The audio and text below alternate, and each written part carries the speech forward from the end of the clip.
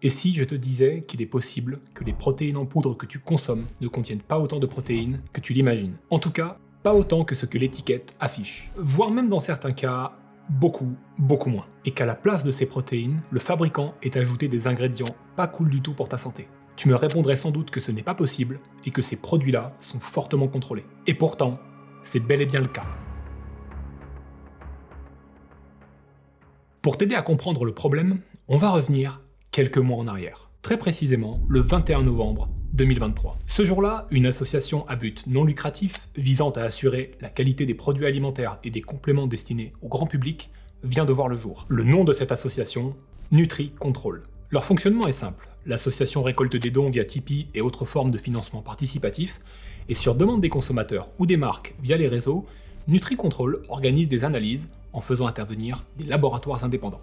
À ce moment-là, ils ne sont pas encore très connus, ils n'ont pas encore de site internet et n'ont même pas encore fait leurs premières analyses. De là, quelques semaines s'écoulent, sans doute le temps de récolter quelques dons et de recevoir leurs premières demandes d'analyse. Mais rapidement, fin 2023, la machine se met en marche et s'oriente vers une cible de choix, les compléments alimentaires protéinés.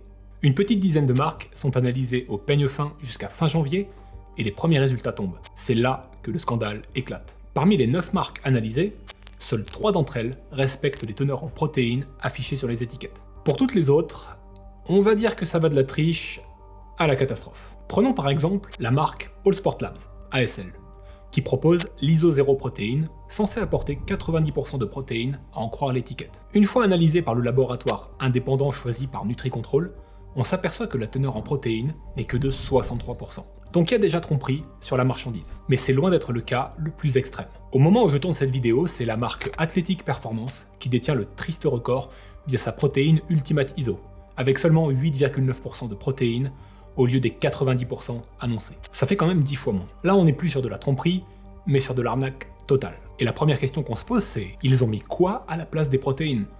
Et par là je veux dire, ok, il y a 10 fois moins de protéines pour certaines marques, mais moi j'ai quand même acheté un pot de 1 kg ou de 2 kg, et il y a bien l'air d'y avoir la quantité promise à l'intérieur de ce pot. Donc c'est quoi exactement ce que je suis en train de boire là? Et c'est en répondant à cette question qu'on va passer de l'arnaque au petit scandale sanitaire.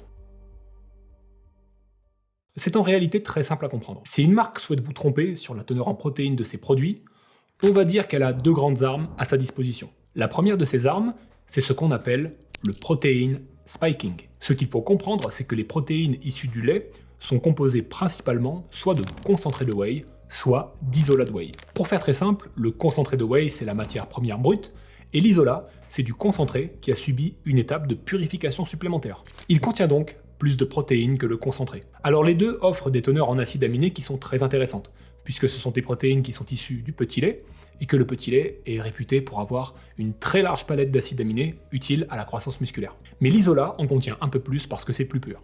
En fait, les industriels enlèvent simplement davantage de graisse et des lactoses qui sont naturellement présents dedans, ce qui le rend plus digeste, surtout si vous êtes intolérant. Mais quoi qu'il en soit, que vous achetiez une protéine à base de concentré qui affiche entre 70 et 80% de protéines, ou une protéine à base d'isolat, une ISO, qui affiche entre 80 et 90% de protéines, cela représente tout de même un coût important pour les industriels. C'est donc là-dessus qu'ils vont jouer pour tricher. L'astuce est simple, on diminue les quantités de concentré ou d'isolat dans le produit fini, et on les remplace par des acides aminés de moins bonne qualité, et surtout, moins coûteux, comme la taurine, la lysine et la créatine par exemple. Ce petit tour de magie permet de maintenir un taux de protéines élevé et de diminuer les coûts. Mais en contrepartie, c'est le consommateur qui se retrouve avec une protéine de moins bonne qualité. Mais ce n'est pas l'arme qui nous intéresse le plus dans cette vidéo. Non, la deuxième arme, c'est l'ajout de sucre. Et c'est là que ça devient plus problématique. Quand vous achetez une protéine, par exemple au hasard de la whey, vous le faites parce que vous avez l'assurance d'avoir à la fois un taux de protéines élevé, mais aussi parce que les teneurs en sucre sont censées être faibles, voire même très faibles dans le cas de l'isolat de whey. Le problème, c'est que quand les industriels remplacent une grosse partie des protéines par du sucre, déjà vous vous retrouvez à bord du Nesquik, et pas des protéines, mais vous mettez aussi votre santé en danger, l'excès de sucre n'étant bénéfique pour personne. Mais maintenant imaginez, vous êtes diabétique, et vous investissez une belle somme d'argent sur de l'isolat de whey qui est censé contenir une quantité infime de sucre, et là, boum, vous avalez l'équivalent à votre insu, chaque jour, de plusieurs morceaux de sucre en un seul shaker. Et ça, NutriControl le montre très bien, avec par exemple l'Isodélice de chez FutureLab, qui avance 0,28% de sucre, ce qui est infime, alors qu'en réalité, elle en contient 24%. soit presque 100 fois plus. Voilà. Et tout ça nous amène à la dernière question que ce scandale soulève. Pourquoi ça n'éclate que maintenant? De la whey et des protéines en poudre, ils s'en vendent depuis longtemps, et ça doit faire lurette qu'on se fait pigeonner par certaines marques. J'ai donc étendu un petit peu ma zone de recherche pour essayer de voir si le phénomène était réellement si répandu que ça, ou si c'était un pur hasard que Nutri-Control, dans le petit échantillon de marques qu'ils ont analysé, se soit retrouvé avec presque 70% de marques ne respectant pas les règles du jeu. Et je tombe rapidement sur cette étude réalisée en 2023. Dedans, des chercheurs ont analysé les teneurs en protéines et minéraux de 47 produits de type Protein Whey, tous ayant été produits en Union Européenne ou en Angleterre. Et là, les résultats me surprennent un peu. En noir, ce sont les valeurs avancées par les marques sur les étiquettes. Et en jaune, les teneurs réelles en protéines. On voit que dans certains cas, les valeurs ne sont pas les mêmes, avec des écarts de 20 à 30% pour certains produits. Alors ça ne veut pas dire que le protein spiking n'a pas été utilisé pour ces produits-là, mais rien d'aussi alarmant, en tout cas sur les teneurs, que pour les marques analysées par Nutri-Control. Un peu perdu, je décide de leur poser directement la question, en leur demandant, comment ça se fait que leurs résultats sont si alarmants, alors que ceux d'une étude récente, et surtout à plus large spectre, ne donnent pas du tout les mêmes ressentis sur la santé du marché des protéines. Rapidement, j'obtiens une réponse, et comme pour moi, elle risque de vous surprendre. D'après Nutri-Control, la plupart des pays européens sont plus en avance que nous Français sur les contrôles qualité de ces produits, ce qui fait que le marché à l'échelle de l'Europe a déjà été très largement nettoyé des produits frauduleux. J'apprends aussi que Nutri-Control a volontairement sélectionné des marques pour lesquelles ils étaient quasi sûrs que les teneurs en protéines allaient être très en dessous de celles affichées par les étiquettes. Et ce, dans le but de mettre un gigantesque coup de pied dans la fourmilière et d'envoyer un signal fort aux marques qui souhaitent continuer à frauder. J'y apprends aussi que les membres de l'association Nutri-Control travaillent en fait depuis des années sur le marché des protéines en poudre et avaient déjà commencé à rassembler beaucoup d'informations avant de créer leur association. Il est donc normal que leurs résultats soient beaucoup plus alarmants que la moyenne européenne. Mais cela ne résout pas du tout le problème pour nous autres Français.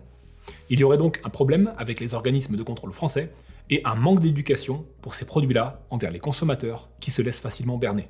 Nutri-Control m'indique aussi qu'après avoir remonté les pistes, ils avaient réussi à détecter 2 usines responsables de la distribution de produits à faible teneur en protéines. Mais toujours d'après eux, rien n'exclut qu'il n'y en ait pas davantage, et on ne sait pas encore si ce sont les usines qui ont berné les marques en leur livrant des produits moins riches en protéines pour diminuer leurs coûts et augmenter leurs profits, ou si ce sont les marques qui ont demandé aux usines de leur fournir des produits moins chers. Ceci dit, il y a quand même du bon dans toute cette histoire, puisque Nutri-Control a aussi analysé des marques qui jouent vraiment le jeu et propose des protéines où les étiquettes reflètent parfaitement la composition des produits. On notera par exemple, et pour l'instant, les marques Toute la Nutrition, Iron Shark Nutrition ou encore Eric Favre Nutrition. Et paradoxalement, ce sont toutes des marques françaises. Et je précise au passage que je n'ai aucune affiliation avec ces marques. Je me fournis généralement chez Nutrimuscle, et croyez-moi, j'attends avec impatience que les produits de cette marque soient analysés par Nutri-Control. Et d'après eux, ça arrive très bientôt. Du coup, j'attends aussi de pied ferme les résultats pour MyProtein,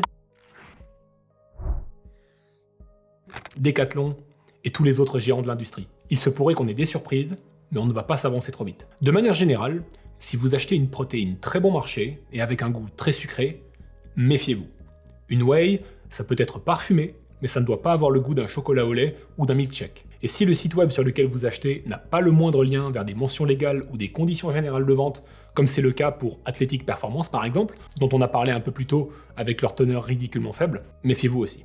Ces marques ont peut-être des choses à vous cacher. En attendant, vous pouvez rester informé en vous rendant sur le site nutricontrol.fr et ne commander que les marques qui respectent ce qu'elles promettent. En cliquant sur la vignette qui apparaît, vous pouvez recevoir gratuitement 4 vidéos dans lesquelles je vous montre comment éliminer les graisses du ventre sans difficulté grâce au jeûne intermittent, mais également augmenter votre masse musculaire tout au long du processus. C'est vraiment des vidéos que vous devez voir si vous êtes comme moi, un skinny fat qui prend tout sur le ventre et n'arrivez pas à en venir à bout. Le lien pour accéder aux vidéos est également disponible en description. C'était Romain, merci d'avoir passé ces quelques minutes avec moi sur ma chaîne Orms Physique. Ciao.